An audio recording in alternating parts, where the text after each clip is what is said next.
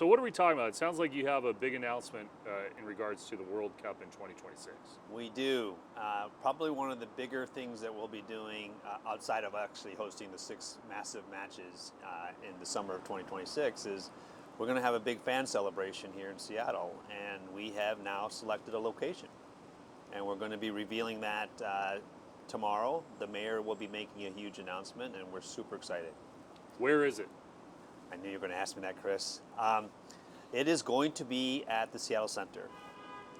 1962 gave us the Seattle Center and the Space Needle, massively iconic location, and one of the legacies that we're working for is a 1962 style legacy, and we thought, what's better than having it at where the World's Fair was? So the World Cup fan celebration for the city of Seattle will be located at the Seattle Center. So what went into that decision-making process? Because I know we had talked a while back about doing this on the waterfront, which Correct. is going to be done in 2025. Yeah, you know, it was a whole. We studied a lot of this, and a whole bunch of things came into play in terms of how we evaluated the waterfront. The waterfront's going to be beautiful. You know, the grand opening is in 2025. The coronation will still be in 2026. We looked at space constraints, size of location. We looked at security, quite frankly. But we really thought a lot about our mission, which is to maximize the community benefit for this World Cup coming here. And we thought, what is a better legacy to play off the legacy of 62 into 26? And that's why I ultimately chose that. I will guarantee we will be on the waterfront in some sort of activation, TBD. So stay tuned for that. But in terms of a fan fest and the gathering place for 2026, Correct. what does that look like? Yeah, so you know, basically, we're playing really into the whole idea of activating the entire city. So at the very south end of where the World Cup footprint will be, is the stadium, and sort of anchoring it to the north is now the Seattle Center. And then we're going to really kind of create and drive activation, revitalization through the core of the center of the city, and also through the waterfront. So we're actually going to be creating kind of a loop around the city so people can really enjoy everything our city has to offer. Was transportation a part of this, knowing the monorail does go to Seattle Center, it does connect to downtown? Was that Absolutely. a factor? It was one of the big factors. We said, look, you know, one of the great things to do when you come here is to ride the monorail to the Space Needle, and you know, that connects right to Westlake, which is an area that we're keenly interested in activating. And this will be an amazing opportunity for the city. So in terms of events that will draw people to Seattle Center, we're talking, I would imagine, like a big screen near Fisher Plaza. For sure. And that kind of thing on the Seattle Center campus. Oh yeah, I think we're going to have, we'll have programming of music, food, we will have hospitality areas, but we will have big screens to watch the matches. How does Memorial Stadium factor into that? Because I'm not sure what the timeline is going to be, but they would have a soccer field. Memorial Stadium, we're not going to be playing games out there, so in my understanding of the timeline there, it won't be ready, but that's okay. You know, we're not going to be playing games or practicing out there or anything like that. What it really was is that the Seattle Center is ready-made. It's ready to go. We know how to secure it.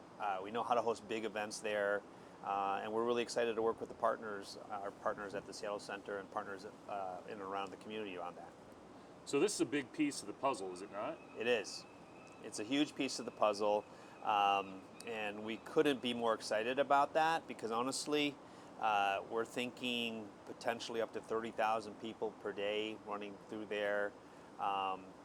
There is going to be a number of things that we're going to feature, like local artists, both musical and non-musical, and so there's going to be a lot of different types of activities, different ways to enjoy the World Cup. We're going to have somewhere between 3/4 to 1 million additional visitors looking for things to do during the period of time that we're hosting the World Cup, and this gets people really logically spread around our town, and so we really thought it was a better move for us. And better move for the city.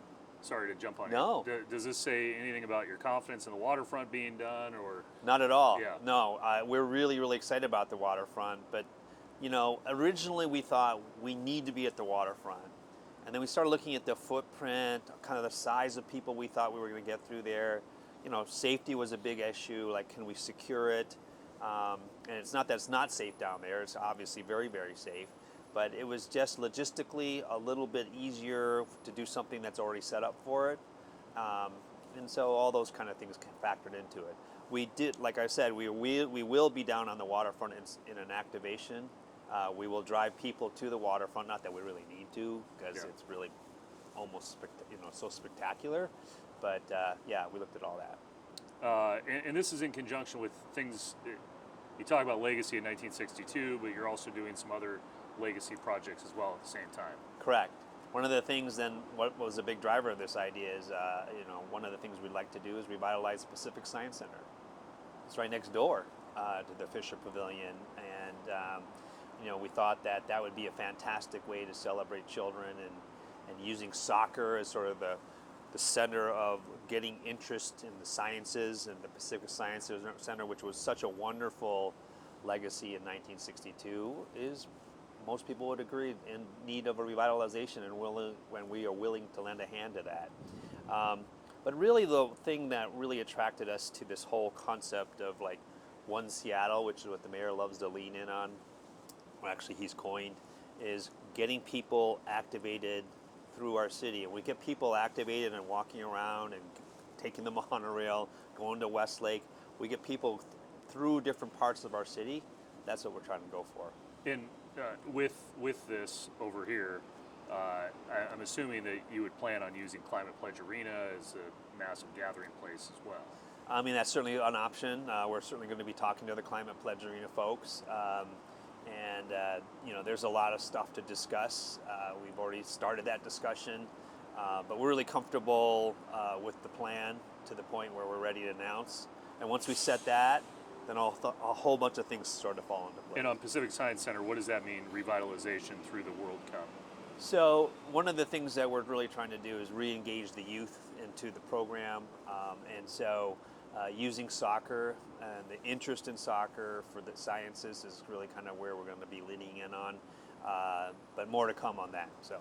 And then you had mentioned you had, over 100 different submissions for posters? Yeah, and so another part of our legacy is like we have a poster program. So we have a local artist that will become the official poster designer for the official FIFA World Cup poster that will go out to the world. We set up the invitations several weeks ago. The submissions closed on Friday, and we had about 170 registrations. They will have to submit either their proposed piece of artwork or their portfolio and a concept by October 20th. And then we will select 4 finalists, and there's cash prizes for that, and we're really excited about it. Anything else that we're missing? Nothing missing. I mean, but with the legacy work that we've been talking about, you and I have already started. We were really pleased a week ago. We opened up the very first indigenous mini pitch at the Puyallup Tribe of Indians Chief Leshai School with the Rave Foundation. The Seattle Sounders Rave Foundation did a wonderful job of really putting this all together, and we were all there. It was just such a heartwarming moment for all of us. In fact, Bill Sterwood, the chairman of the Puyallup Tribe of Indians, got up and announced to the whole school that soccer will now be a varsity sport for boys and girls at the Chief Leshai School. That was amazing. I really, really thought, wow, that's talk about like the legacy of building and growing our sport, and doing that on indigenous people's land is just a dream come true.